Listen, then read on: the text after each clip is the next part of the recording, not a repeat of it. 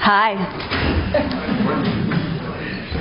I remember so well how I got my first job when I got out of college. It started on the typical Sunday afternoon phone call that I had with my parents. And it went something like this.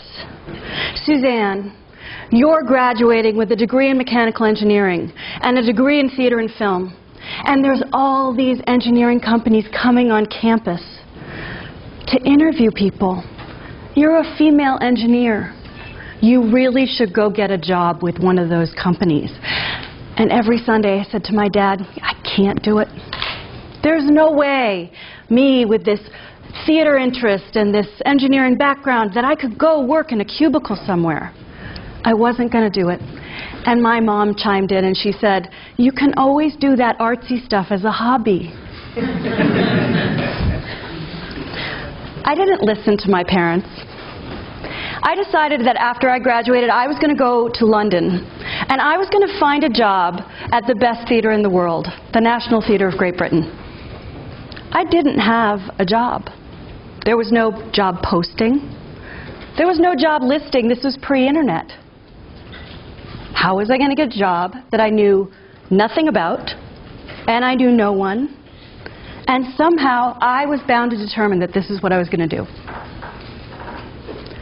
So I was in my apartment in London, and I figured I'm going to bring some tools with me that are going to help me figure out how I'm going to get this job. I didn't know what I was doing. I was terrified. I mean, to be quite honest, I was terrified. But I took my backpack out, and into my backpack I put a play analysis that I'd written on an Arthur Miller play. And then I took these diagrams that I had drawn in a mechanical engineering class, and I put them in my backpack, and I slung my backpack over my shoulder, and I said, off I go. And so I went to the National Theatre, where I knew no one, and there was no job opening.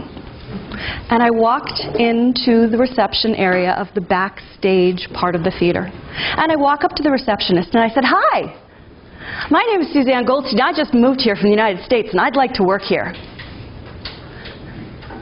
She was a British woman. She did not get me at all. And she said, in a very lovely English lilt that I will not try to mimic, do you have an appointment? And I said, no, I don't, but I really want to work here. Do you think there's someone that would be willing to talk to me so I can get a job here at the National Theatre? She said, you know, we're rather busy right now. Would you mind coming back another time? And I said, if it's okay with you, I'm going to wait.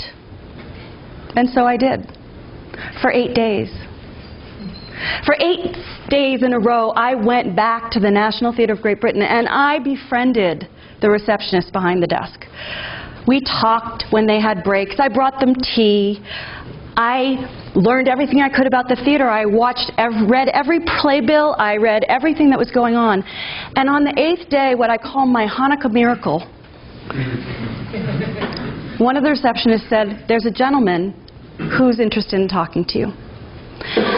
And I went in, and it turns out that he was the production manager at one of the stages at the National Theatre of Great Britain. And he needed someone who knew theatre and knew mechanical drafting. That was me. And that's how I landed my first job. Now, I do not recommend that any of you go out and sit in a lobby for 8 days these days.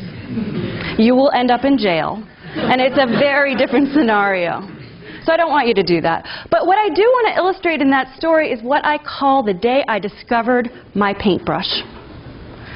The name of my book is Carry A Paintbrush, How to Be the Artistic Director of Your Own Career.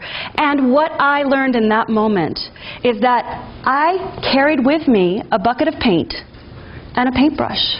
And when I saw an opportunity that I wanted to go after, I took out that paint and I took out that paintbrush and I painted a doorway. And then I opened that doorway and I stepped through it.